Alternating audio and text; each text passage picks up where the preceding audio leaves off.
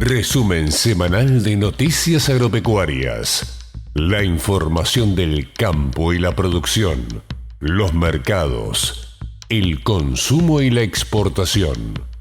Siempre con los pies sobre la tierra.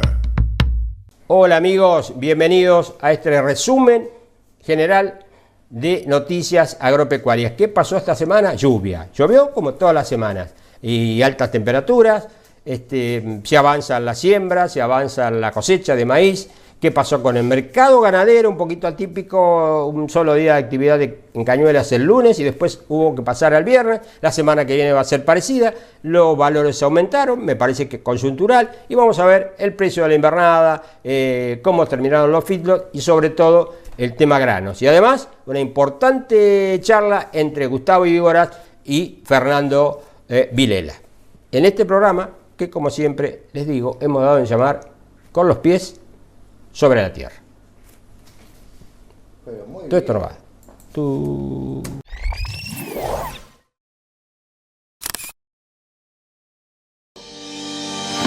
Biancotti Inmobiliaria, de Alberto J. Biancotti. Compra y venta de campos. Arrendamientos de campos agrícolas y ganaderos. Con vasta experiencia en aquellos destinados a la producción de maní. Seriedad y trayectoria avaladas por 33 años de actividad comercial. Alberto J. Biancotti, martillero público. Dr. Manuel Belgrano 431, Jovita, Córdoba. Teléfono celular 3385 590644. albertobiancotti@hotmail.com.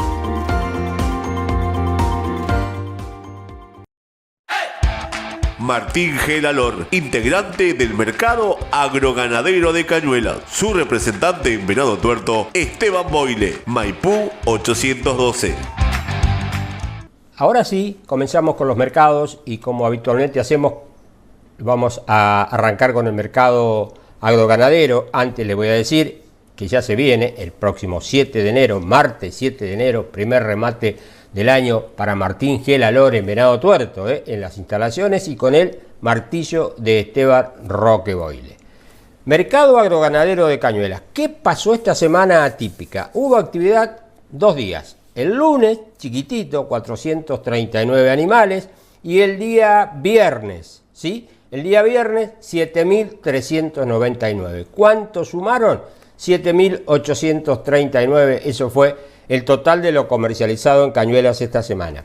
El lunes con precios de mercado, el viernes estuvo mejor, con valores destacados que creo yo fueron coyunturales porque sin actividad se había vendido muy bien para las festividades de Navidad y la Nochebuena. Los compradores tuvieron que reabastecerse y prepararse para lo que viene. También la próxima semana, fin de año, año nuevo, todas esas celebraciones, si se vende como se vendió esta semana, bueno, tuvieron que volver a llenar las cámaras. Y también no nos olvidemos que la semana que viene también tenemos lunes posiblemente con un poquito parecido a este lunes que pasó y recién el viernes. Las particulares también se cortan, la faena se corta, así que vimos, y les voy a contar ahora en esta primera placa, el viernes 27, 7.399 animales. ¿Cómo se pagaron? Fíjense, los valores del novillo, 2.300 a 2.600 como valores corrientes. Hubo 2.700, máximo para 443 kilogramos. Hubo 2.620, máximo para medianos de 482 y para pesados de 500 y de 540 kilogramos. Ágil, con mucha mano levantada, con mucha gente en las pasarelas, y se vio también en novicitos, fíjense qué valores, 2.600 a 2.800 corrientes, máximo 2.870 para livianos de 350 kilos, 2.850 para medianos de 369 y hubo 2.860 para novicitos pesados de 392 kilogramos, todos valores récord que no habíamos visto hasta ahora. Por las hembras pasó lo mismo, 2.400 a 2.600, la vaquillona, la liviana, 2.880, el máximo para 285 kilos. 2.700 fue para medianas de 365 y 2.550 por vaquillona pesada de 400 kilogramos. Las vacas 1.700 a 1.850, hubo 2.300 por unas pesadas de 520 kilogramos. La conserva mejoró un chiquitito también, 1.100 a 1.300, 1.400 para la manufactura, y por toros 1.200 a 1.700. 1.800 fue el máximo pagado el viernes en Cañuelas por toros de 745 kilogramos. Resumen, índice de novillo del mercado agroganadero de Cañuelas para el viernes, 2.399,08. Índice general, 2.306,82, muy parecido porque el valor de la vaca es alto también, ¿no? Así que esos fueron los valores al cierre del día viernes. El ingreso mensual, nos falta todavía el lunes, agregar lo poquito que puede entrar este lunes, 97.775 animales, diferencia con el mes anterior 6.851, y si sumamos toda la entrada de este año 2024 llevamos 1.203.608 animales pasados por el mercado de Cañuelas, eso es 114.903 menos que el año anterior. Siempre digo lo mismo, Cañuelas representa un 10%, punto más, punto menos, de la faena, así que esta baja en Liniers, en Cañuelas, también se va a reflejar en la faena, que es lo que estamos viniendo, porque el año pasado, mayor faena, vaca flaca, sequía, todo lo demás. Este año creo que la faena va a ser menor, nos falta muy poquito para saber ese número. Esta plaquita que habitualmente miramos días anteriores es muy irregular, es atípica. ¿Por qué? Porque está comparada con ¿qué? Con esta semana sin las operaciones del viernes, esto se hace los miércoles, hubo 400 animales el día lunes, así que no tiene sentido, solamente para recordar cuánto estaba el novillo allá el 6 de diciembre, 2.275, se fueron manteniendo ahí el novillo, la vaquita bajó, pero los valores lo vamos a ver realmente ni siquiera la próxima, la segunda semana de enero, cuando se normaliza la cantidad de ingresos. Lo que sí vemos en esta placa fue el índice de novillo del día viernes, 2.399,08, la cantidad de novillos la indican las columnas amarillas, y si lo miramos con el 15 días atrás, el 12 de diciembre, nos daba 2.391, pero no nos olvidemos que ese también había sido remate especial de esos que se veían en ese momento.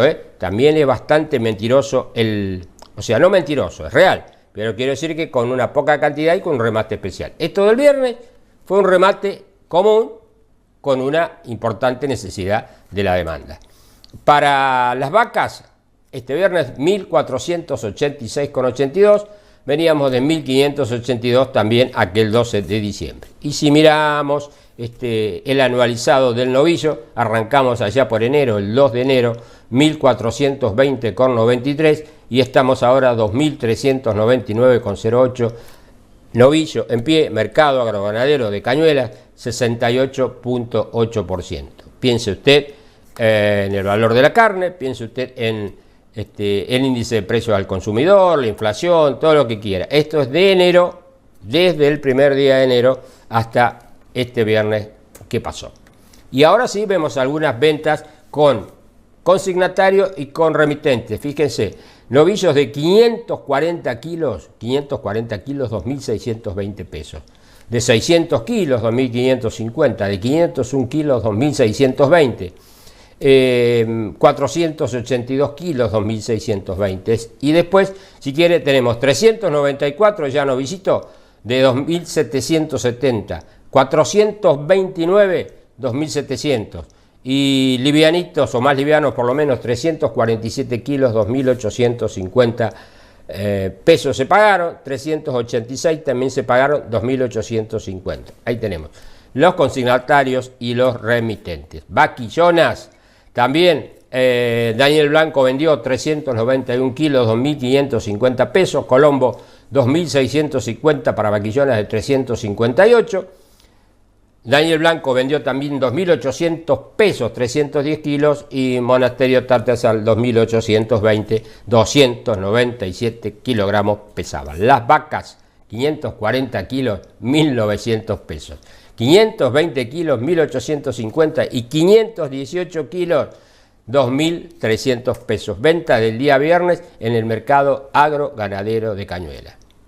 Esta noticia que se la pongo en rojo, se la voy a leer porque dice puntualmente: desde el American Immigration Council advierten que si Donald Trump cumple su promesa de realizar deportaciones masivas de inmigrantes ilegales, podría provocar un significativo impacto en la capacidad productiva de las industrias cárnicas en Estados Unidos, con un incremento en los precios al público por la menor oferta.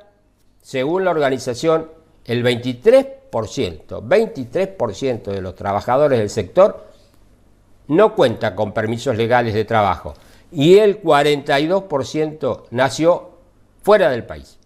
Es uno de los sectores con mayor incidencia de ilegales y extranjeros. ¿Sí? Así que están viendo eso, ¿eh? Si llega el 20 de enero y Trump los deporta, se van a quedar sin trabajadores en la industria frigorífica. Movimiento de invernada, ¿cómo fue? 431.549 cabezas en noviembre, 10% menos que en el interanual, que en noviembre del año anterior. En total, entre enero y noviembre, 9.559.000 cabezas. ¿Sí? Donde fueron esas cabezas, 2.364.000 fueron a los feedlots. Al campo, 7.195.000. ¿Cómo está al 1 de diciembre los feedlots? 1.747.972. 6,5% menos que el mes previo, que el mes anterior, que el mes de diciembre, perdón, que al 1 de noviembre. Y medio punto versus el año anterior. Ingresos de noviembre a los feedlots, 248.000 cabezas, 19% menos que el mes previo y 26% menos que el año anterior. Y los egresos de noviembre, 405.900 cabezas, 406.000 prácticamente, salieron de los feedlots, un 9% menos que el mes previo y un casi 3% menos que el año anterior. Movimiento de los feedlots. Eso fue el mercado agroganadero de Cañuelas y el movimiento de la hacienda de invernada.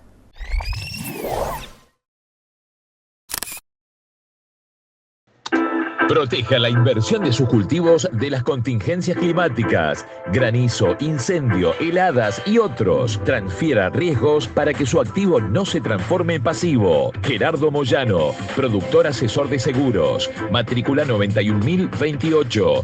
Alvear 85, Venado Tuerto. Celular 3462 33 42 87. Chiaro Total Neumáticos tiene el stock más grande en la zona de neumáticos agrícolas. Único distribuidor a nivel nacional de Continental Agro. También trabaja otras marcas como BKT, Alliance, Galaxy y Pirelli. Chiaro Total. Santa Fe 2330 3462 640034. Vamos a ver ahora qué pasó con los precios de porcino. Le adelanto que la información oficial no está. La oficial que da el Ministerio de Ganadería, el MAGIC, Ministerio de Agricultura, Ganadería y Pesca, ahora se llamará Secretaría, como quiera usted. Pero no está, están caídas las páginas. La de CIO también, desde el día lunes que no hay sistema. Por lo tanto, la información oficial no está. Pero no se haga problema que no hay tanta variación. Los valores de kilo equivalente res siguen igual. 5.000 pesos para el vacuno, el cerdo 2.650 y el pollo 2.149. No se movieron a pesar de estas fiestas de Navidad. El precio de referencia del Pormac tampoco se movió. Sigue 1.700 para el capón, 1.190 para la cerda y 1.020 para el padrillo. Y esta información también es de destacar porque atento y recordemos lo que pasó en el 2018 y lo que pasó con China. Funcionarios de Indonesia informaron que la peste porcina africana ya llegó a 32 de los 38 provincias del país. Indonesia. Alertaron sobre la rápida propagación de la enfermedad y el fuerte impacto que tendrá en el censo porcino del país. Por eso, pidieron a los gobiernos regionales que intensifiquen las iniciativas de concientización, denuncien los casos rápidamente a las autoridades y apliquen mecanismos seguros para la eliminación de cerdos afectados. ¿Se acuerdan? China, cuando pasó. Y después hay que tener cuidado porque todos los que viajan, ¿se acuerdan en Ezeiza cuántos encontraban cuando abrían algunas valijas con menudencias de cerdos, con patitas de cerdo? ¿Se acuerdan lo que pasaba? Bueno, hay que tener mucho cuidado que esto no se propague, ¿no? Porque es muy fácil y es muy rápido la propagación. Como dicen, hay que denunciar a las autoridades y aplicar los mecanismos que hagan falta, incluido obviamente los rifles sanitarios. Porcino, mercado a media de esta semana.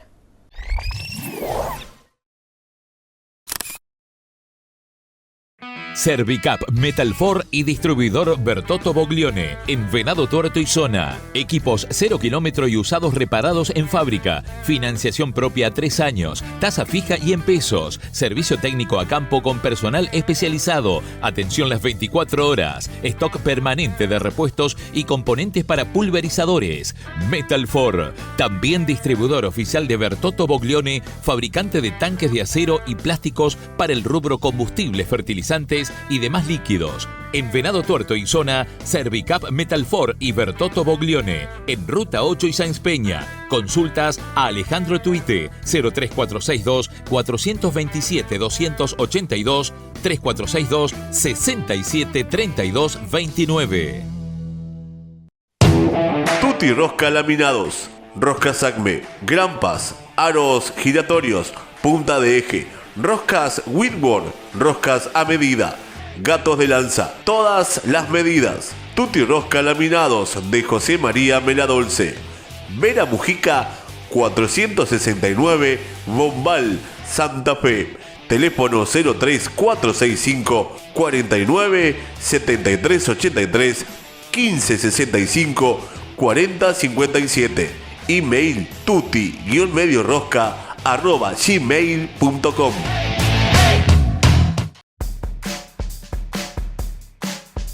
Higrometría, reparación y calibración de humedímetros.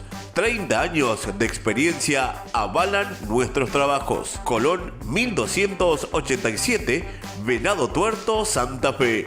Visítanos en www.higrometría.com.ar. WhatsApp 3462 62 35 95. Higrometría, reparación y calibración de humedímetros. Distribuidor y servicio técnico oficial de Laboratorios Electrónicos Delver. Vamos a los granos. ¿Qué pasó? Mercado de Chicago, poquito más actividad que en nuestro mercado local. En Chicago solamente no hubo el 25, en nuestro país no hubo ni el 24 ni el 25. Ya está. ¿Qué pasó? ¿Cómo terminó la soja? $360.09, perdió respecto al jueves, pero en definitiva ganó $2.50 respecto a la semana anterior. El maíz, $178.73, toda la semana en alza, terminó con $3 arriba. Y el trigo en Kansas, $203.72, ganó 3 en la semana. ¿Qué pasó con la soja? Tuvo mucho que ver el valor de la harina y el valor del aceite esta semana. También con el valor del aceite estamos esperando qué va a pasar cuando asuman Trump y su gente que está no muy a favor de los biocombustibles. Entonces hay que ver qué pasa con el valor del aceite de soja y obviamente con el etanol también, ¿no? El maíz, bueno, y además lo que hay que ver cómo viene la siembra en Sudamérica. Eso tiene mucho que ver. Eso le pone un freno al alza que pueda tener la soja. Cosecha récord y todo demás. El maíz completó también en Chicago una sexta rueda, como le decía, en alza. Demanda extranjera importante y también el informe de Luzda que se publicará el 10 de enero, ¿sí? el 10 de enero seguramente, nos va a decir realmente cómo está. Recuerden que el mes pasado, en este mes de diciembre, el informe de Luda nos dio una existencia menor de maíz en Estados Unidos y eso hizo que el maíz mejorara un poquito y le sigo poniendo ficha. Y en cuanto al trigo, no hay demasiadas novedades. Buenas fueron las ventas estadounidenses y hay que ver mucho lo que pasa en Rusia. Una cosecha menor, 81, 82 millones de toneladas, menos de lo que habitualmente tenían, 90, 91. Por eso mismo van a tener menor saldo exportable, ¿sí? Así que eso es lo que tiene los valores del trigo en este momento. Y en el mercado local no busquemos muchas cosas, 288.000 para la soja, en pesos, disponible, contractual y para fijaciones, y por el maíz 189.000 pesos y trigo 205.000 pesos, valores locales, Bolsa de Comercio de Rosario. En cuanto a los valores de Chicago y a los valores internacionales, siempre le dejo la plaquita esta que nos sirva para entender cuáles fueron los valores de soja en el mercado de Chicago con nuestros últimos presidentes. Reitero siempre lo mismo, nada hicieron ellos para que esos valores subieran o bajaran, pero rara casualidad. Lo que sí vemos, un poquito para entender cómo viene la soja, cómo viene el maíz, la evolución mensual de los precios de Chicago. Chicago Board of Trade, que es CBOT, Chicago Board of Trade, los precios de la soja. Si ustedes buscan la línea azul, es la del 2024. Fíjense que está abajo de la línea de puntito que es el promedio. Abajo, estamos con valores bajísimos. La caída de los precios durante el último año se atribuye en una gran medida, digamos yo, a los balances holgados de soja. 121 millones de toneladas de Estados Unidos, 169, 170 que va a tener Brasil, 50 que podemos tener en otro país, mucha soja y existencia mundial que es un 132 millones de toneladas también. Eso es 18% arriba del ciclo anterior en soja. Y en cuanto a los valores, a la participación de las importaciones de poroto de soja de China, fíjense cómo se reparte y cómo cambió a partir de cierta fecha. La línea verde es Estados Unidos, la línea púrpura, violeta, como quieran decirle, es la de Estados Unidos. Fíjense cómo levanta a partir del 2018 la línea verde, que es la de Brasil, y cómo baja la línea púrpura, que es la de Estados Unidos. ¿Qué pasó? Guerra comercial, ¿sí? Guerra de aranceles. Trump, Xi Jinping. Y ahí empezó a caer. Del 28% que compraba China, pasó al 22%, después al 16%, después al 17%. Después se volvió a achicar en el 2021. Pero fíjense cómo se nota ahí, ¿no? La exportación de soja a China, Estados Unidos y Brasil. Por el maíz también, fíjense la línea azul gruesa, es la más bajita respecto al 2020 y al 19. No hay mucho que mirar en eso y está muchísimo más abajo del promedio. La oferta y la demanda mundial, estamos un poquito más abajo, 1.217 contra 1.222 que teníamos en la campaña anterior, 5 o 6 millones de toneladas menos de maíz. ¿Eso es bueno? Y sí, es bueno para quien tenga que vender, porque seguramente los valores van a estar un poco mejor. Y acá quiero ponerle en esta placa, que no es la del viernes, sino que es la del jueves. Más allá de los valores y todos los números, quiero que veamos los dólares, el mercado cambiario, los dólares financieros. El dólar blend, que se lo resalté con verde, 1058,07. Y el MEP, 1170,89. Se escapó otra vez. La brecha que habíamos llegado ahí a 2 puntos, se fue, debe estar en el 9% otra vez. Se escapó la brecha. El blue, 1210, eso fue el jueves. Hay que ver el cierre del día viernes. Y podemos mirar, aquí también tenemos los futuros, ¿sí? Miramos arriba, trigo, ¿cuánto tenemos disponible? 199 dólares. Marzo, 205, siempre les digo, marzo entra a Brasil a comprar y generalmente los trigos, si lo puede esperar, va a tener 5 o 6 dólares más. Maíz, en Rosario estamos con un disponible de $184, para abril 177,80 y baja julio porque empieza también la presión del maíz de safrinha de Brasil, $170. Fíjense que tenemos 15 en ese pase, ¿no? 14, 15 dólares abajo. Y si miramos la soja, estamos con $280 hoy, 266 se ve a partir de abril. También $14 negativo es el pase de la soja. Le sigo teniendo mucho más fe a los maíces, ¿sí? Le sigo teniendo fe al maíz. Soja hay, va a haber mucho. Maíz hay que terminar, falta un rato todavía. Y esta otra plaquita nos hace ver cómo fue el segundo semestre para los granos. Segundo semestre. $30,40 perdió el trigo en Chicago. $40 perdió en nuestro país en el segundo semestre. La soja perdió $45,9 en Chicago, $34 perdió en nuestro país.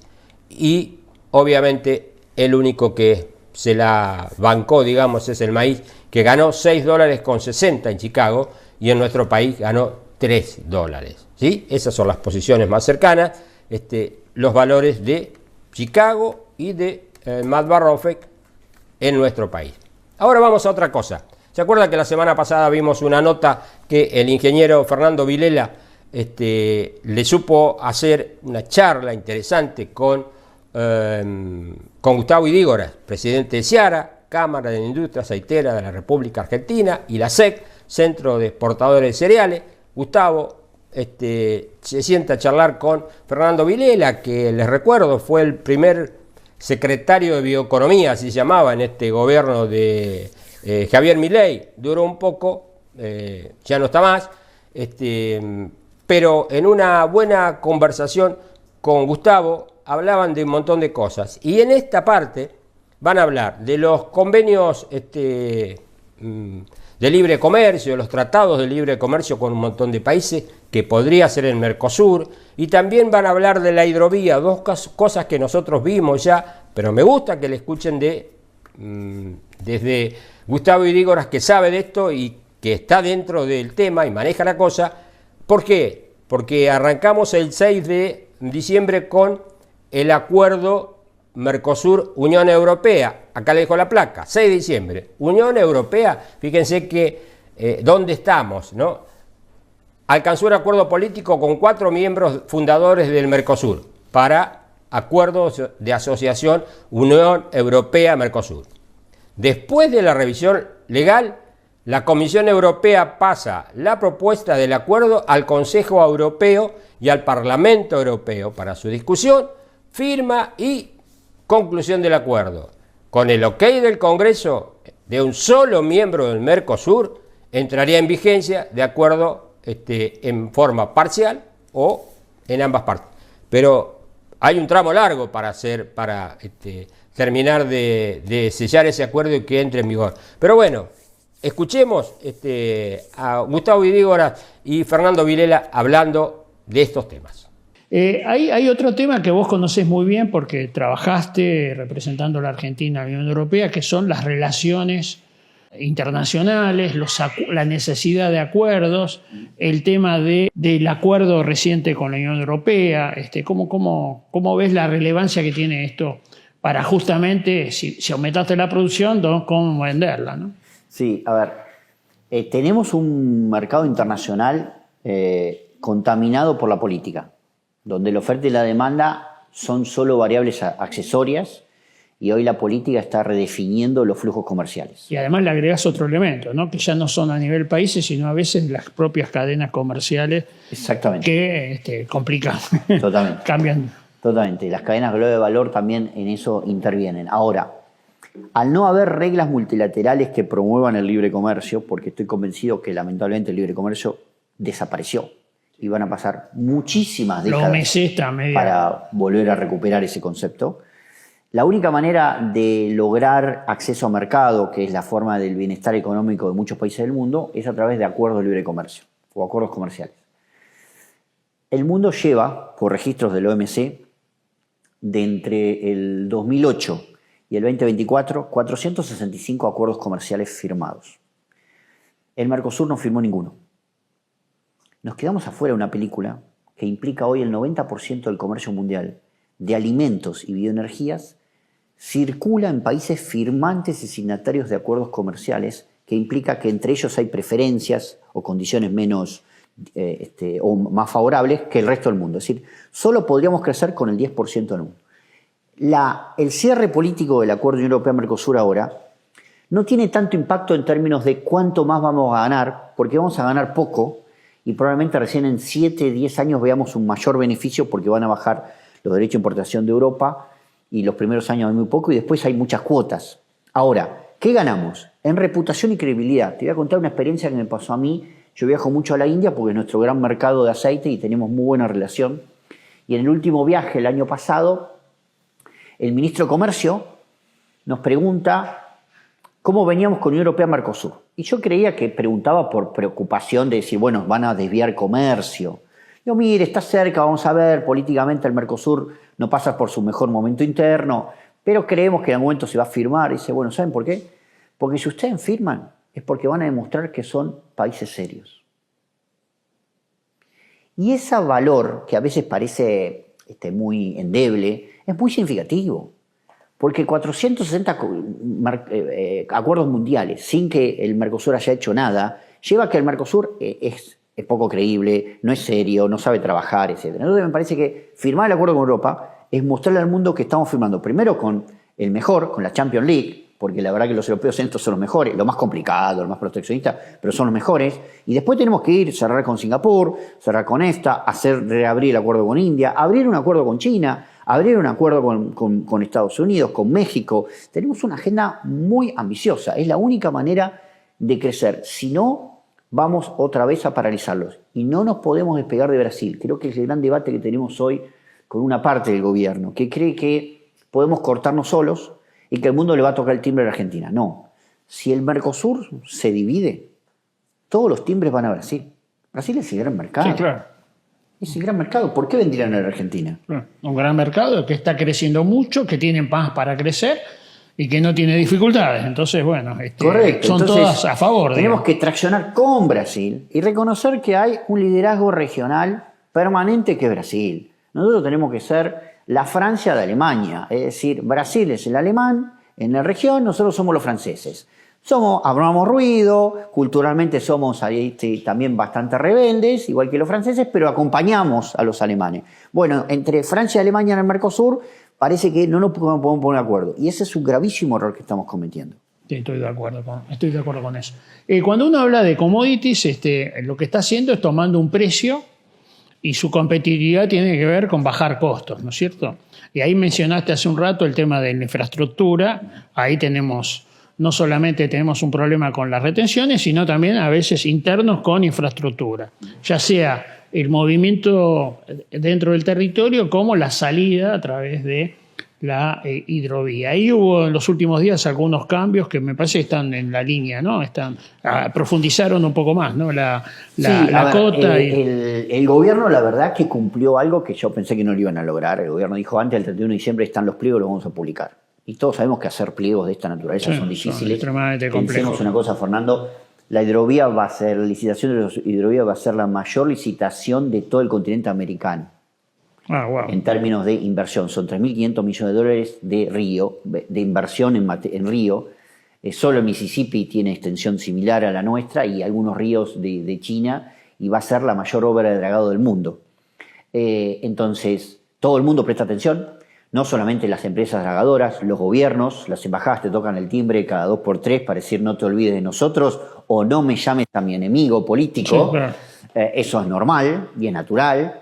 Y el gobierno se lanzó con un pliego. Nosotros como usuarios decidimos hace mucho tiempo tener una visión estratégica y armamos un consorcio de usuarios donde está la Unión Industrial Argentina, la Cámara de Acero, la Industria Automotriz, la Bolsa de Comercio de Rosario, los cerealeros de La Ginosa, la Cámara de Puerto y todo. Y nos juntamos y dijimos, bueno, a ver, hay un consenso ahí. Un consenso ahí, o trabajamos juntos o la amenaza va a ser extraordinaria.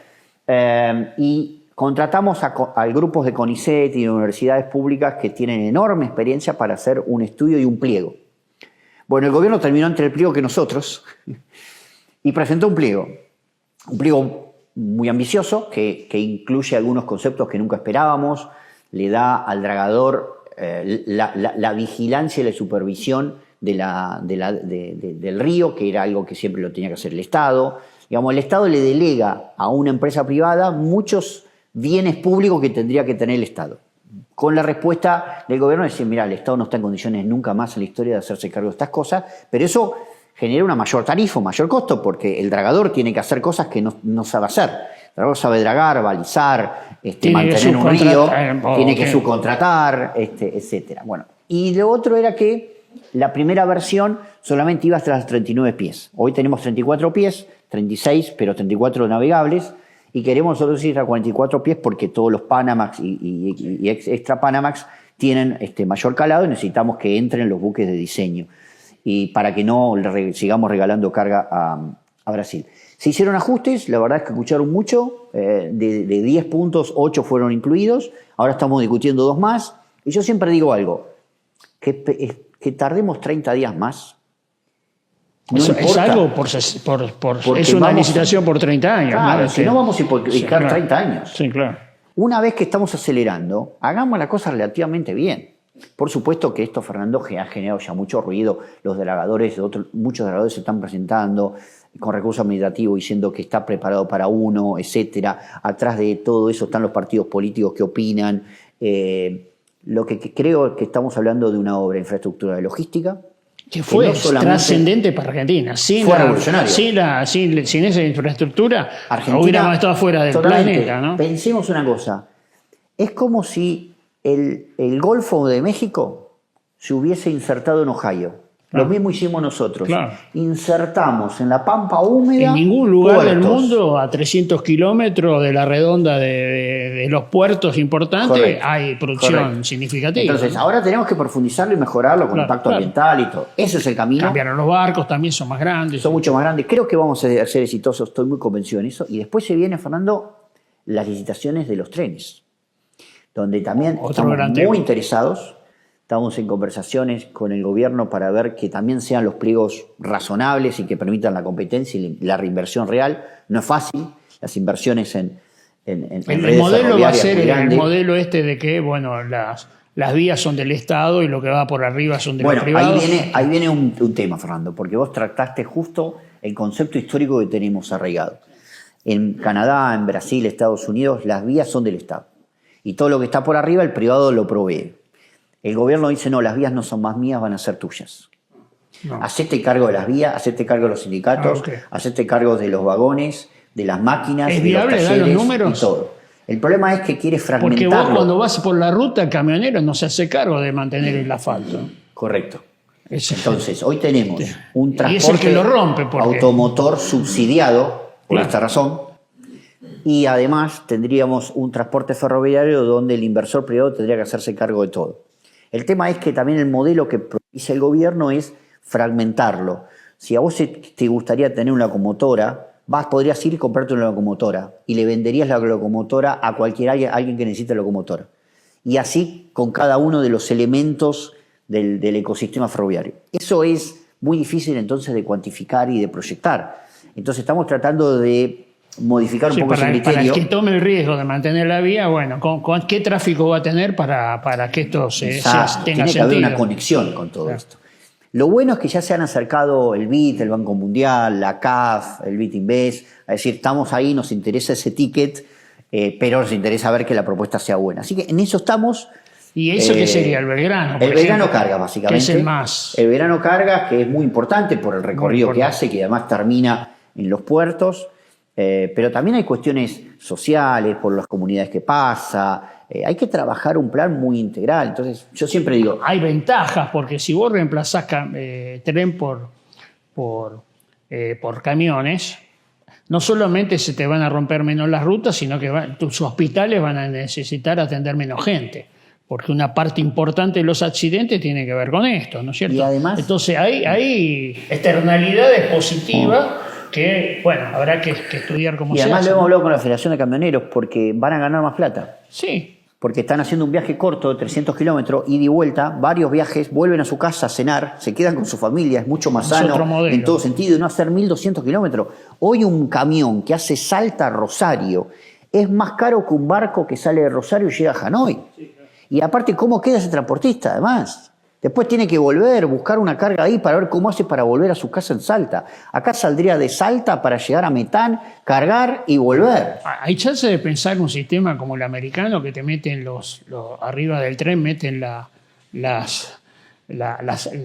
digamos, donde va el grano o lo que transporte. Cuando bajás, el camionero lo único que tiene es el track, y entonces se engancha y sigue sin necesidad de cargar y descargar. ¿Eso se están pensando sobre esos modelos? ¿Sirve o no? Se están pensando un modelo también de inversión de infraestructura a los costados de las vías, porque vamos a recuperar las viejas estaciones, que ya no serían de pasajeros, sino de carga y de descarga, de alta velocidad. Se están pensando en también convocar a las mineras para trabajar juntos en esto. Ahí me gustaría hay muchas oportunidades. En febrero convocarte para hablar de estas cosas, para el cuarto ciclo que vamos a iniciar, porque esto es extremadamente importante, no solamente productivo, sino social y en todo. Absolutamente. El último tema que me quedaba es, han trabajado mucho en base a poder certificar nuestros productos que los primeros indicios marcan que tenemos un sistema productivo muy sostenible, de la menor huella de carbono, etcétera, pero que además esté asociado a algunos requisitos discutibles, pero son requisitos al fin de libre deforestación, trazabilidad, etcétera, ¿no? ¿Cómo ves esto? Bueno, a mí me parece que tenemos un ejemplo muy interesante de este concepto de bioeconomía integrada, ¿no? Hace unos años se nos ocurrió empezar a trabajar sobre el Gran Chaco, teniendo en cuenta que es una demanda y una preocupación mundial, ¿no? Después del Amazonas como segundo bioma, América Latina, etcétera, y ver tasa de deforestación vinculada con agricultura, particularmente con soja. Después los europeos diseñaron este reglamento de cadenas libres de deforestación, que es exagerado, excesivo y todo, pero también que genera una oportunidad, porque Argentina tiene condiciones de cumplimiento mucho mejor posicionados que otros. Lo que dijimos fue, ¿cómo lo podemos hacer? ¿Individualmente al estilo argentino? Sálvese quien pueda y un par quedan bien. ¿O lo hacemos colectivamente y llevamos a toda la cadena de valor? Y vos fuiste uno de los primeros a presentarte la idea que te presentamos Bisec como la plataforma de cadena de valor que sumamos a la carne vacuna y a la soja. Están las entidades, están los acopiadores, los corredores, los frigoríficos, las cooperativas, los productores, etcétera, discutiendo protocolo común, trazabilidad común y todo. Por supuesto, hay ruido siempre. Si vas a las redes vas a escuchar que nos tratan de espías y traidores a la patria, etcétera. Ahora, me ha tocado. Te ha tocado soportar esto. Ahora, cuando vas a Europa y lo planteás, te dice el modelo argentino es el mejor del mundo. Me consta, porque me lo han dicho, en Europa, lo han dicho en una reunión que armó la cooperación alemana en Iguazú el año pasado, este año. En marzo de este año, donde estaba claro que el único país que tenía algo más o menos en estado de ser presentado era Argentina, ¿no? Y del lado europeo ni siquiera estaban claras las reglas de juego, ¿no? Entonces ahí me parece que hay un trabajo de base muy importante que puede servir para el tema de la libre deforestación, pero para cualquier otro tipo de certificación o trazabilidad. Totalmente, porque pensás que va a ser, ya dentro de muy pocos meses, la vamos a estar activando plenamente. Es una plataforma de trazabilidad, de gestión de trazabilidad para cualquier atributo diferenciador en el mercado internacional. Una vez que está armado. Si necesitas certificar captura de carbono por lote, vas a usar la misma plataforma. Si necesitas certificar biodiversidad, usar la misma plataforma, y así sucesivamente. Es una plataforma que lo que hace es integrar a toda la cadena de valor, reducción sustancial de costo de transacción y posicionamiento internacional. Siempre vamos a tener detractores, es natural que así exista, pero me parece que es un ejercicio positivo de ver cómo colectivamente podemos buscar soluciones. Y eso me parece que es una de las puntas importantes cuando empezamos hablando de la necesidad de conectarnos, esta experiencia. Y otro tema que vamos a tratar en febrero, que es la cadena agroindustrial y ya institucionalizada, me parece que son las líneas por las cuales construir consenso, ¿no es cierto? Y bueno, más allá de la diversidad de opiniones, tener espacios de discusión.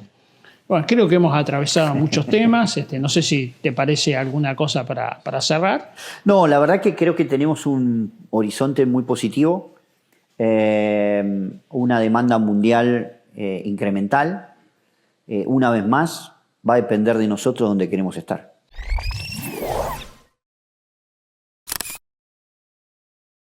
La nueva Chevrolet S10 ya está en Chevent.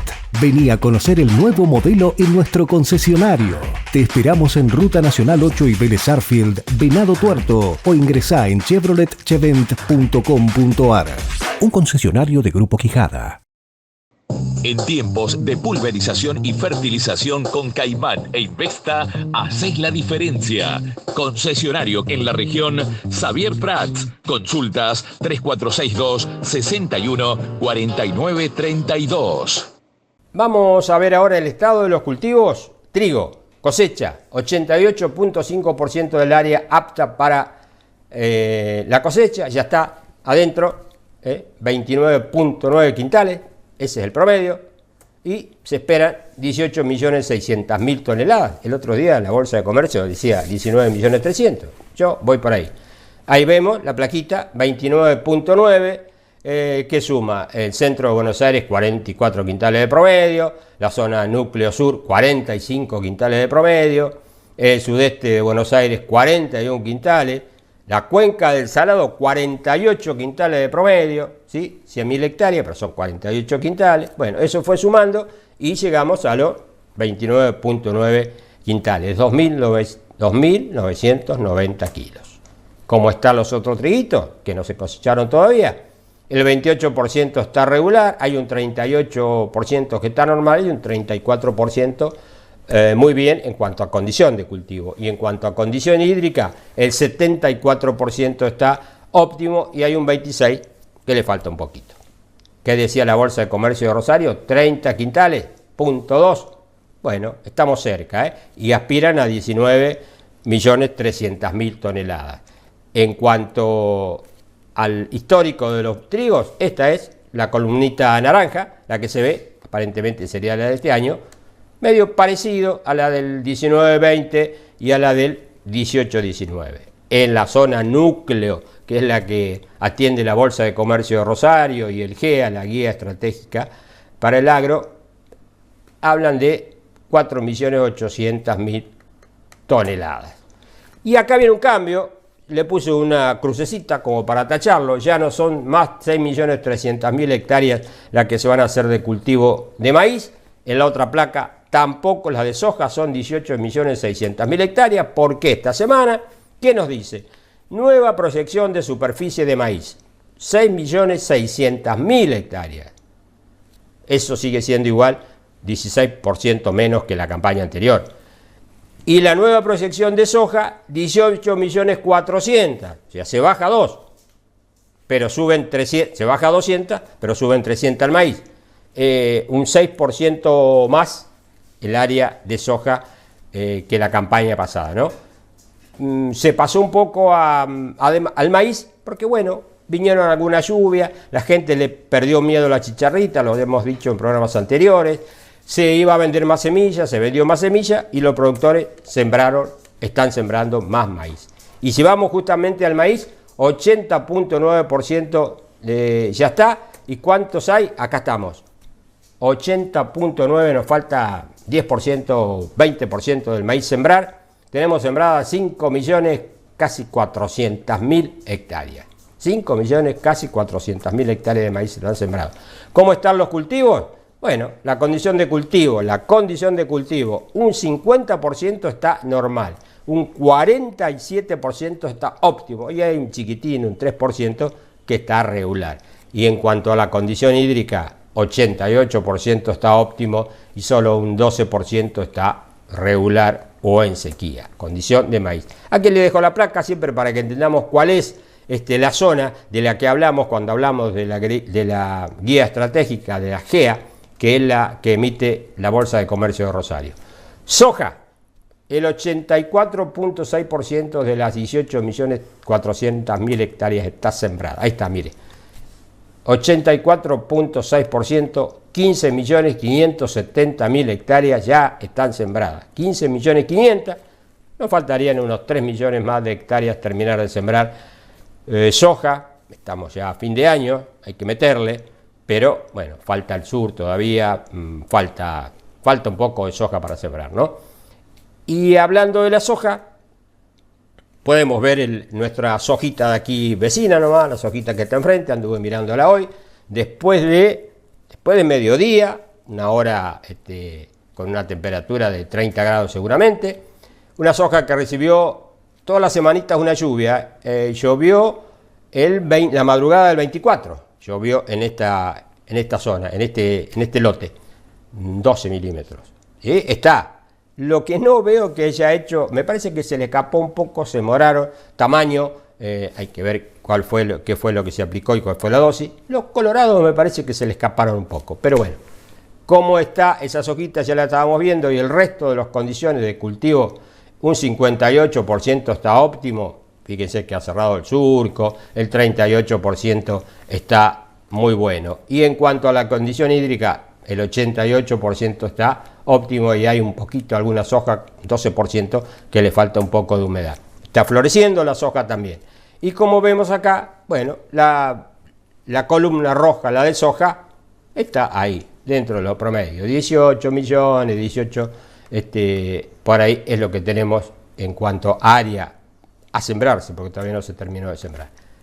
Precipitaciones. Sur de Santa Fe, Venado Tuerto, llovió, les decía, la madrugada del 24, 12 milímetros. Y esto es lo que tiene acumulada la zona, sur de la provincia de Santa Fe, norte de Buenos Aires, sudeste de Córdoba. Bueno, estas son las precipitaciones, en Córdoba le ha llovido mejor, acá en el sur de Santa Fe estamos bastante castigaditos. Y si vemos la reserva de agua útil, ¿sí?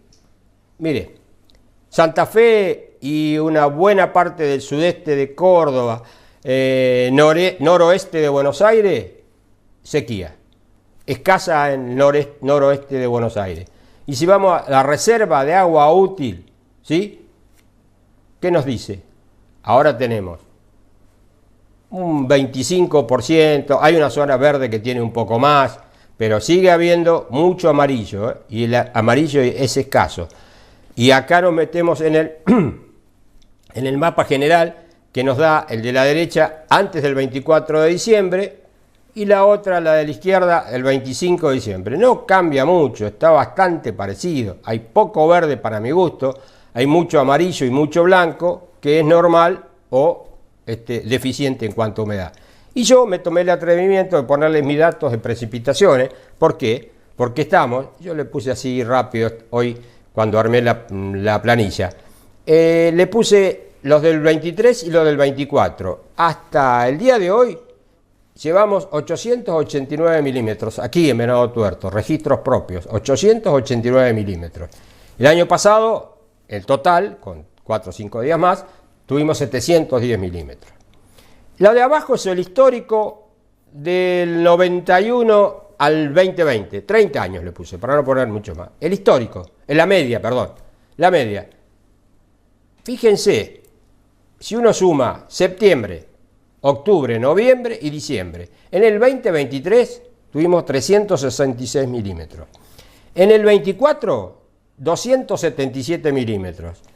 Y el promedio de los últimos 30 años es 410 milímetros. Contra cualquiera estamos abajo. Si miramos contra el año pasado, estamos casi 90 milímetros abajo. Si miramos con el histórico, estamos 140 abajo. ¿Sí? O sea que estamos falto. ¿Por qué? En septiembre de este año no llovió.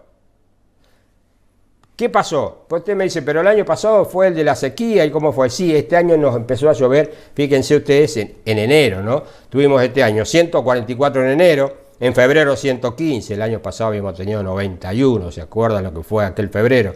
Bueno, 170 tuvimos este año en marzo y el año pasado habíamos tenido 97, y en abril 151 y 32 del año pasado. Ahí se acomodó la cosa. Después se sembraron los trigos, ¿se acuerda? Todo el mundo sembró trigo, 6 millones de hectáreas de trigo. Mayo, junio, julio, no llovió nada. Llovieron 30 milímetros en agosto al final para Santa Rosa, ¿se acuerda que fue? Y septiembre no cayó una gota recién, y afortunadamente llovió en octubre y se empezaron a sembrar los maíces y la soja y todo lo demás. Sí, estos son los datos acá, Venado Tuerto, bien tomado acá la ciudad y a 4 o 5 kilómetros, pero estamos 100, 120, 150 milímetros abajo.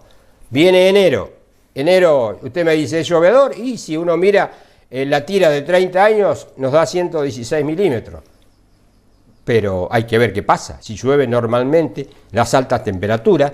Fíjense, ayer y hoy en el cierre, el USDA hablaba de, y por eso los valores de la soja también habían mejorado, y del maíz, porque hablaban de el comienzo de un año niña a partir de enero en el sur, en Argentina.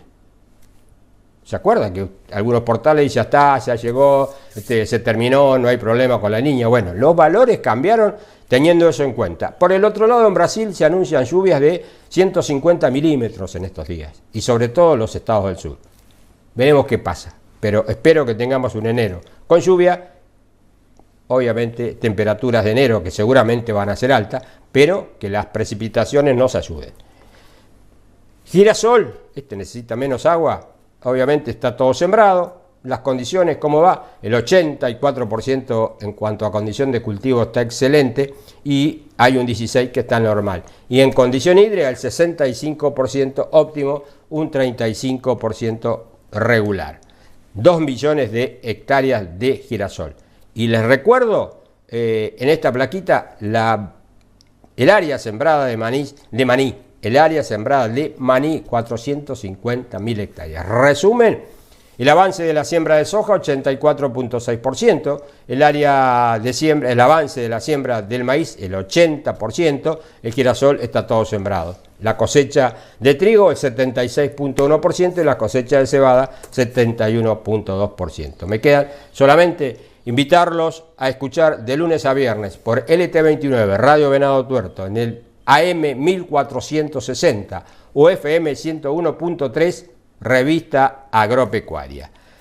También me queda saludarlos y desearles que tengan un feliz y próspero año nuevo, que tengan una hermosa reunión familiar y nosotros nos reencontraremos el año próximo, seguramente para hacer este programa que hemos dado en llamar Con los pies sobre la tierra. Pero no se olviden, una cosa es hablar de campo, la otra, conocer el campo. Gracias.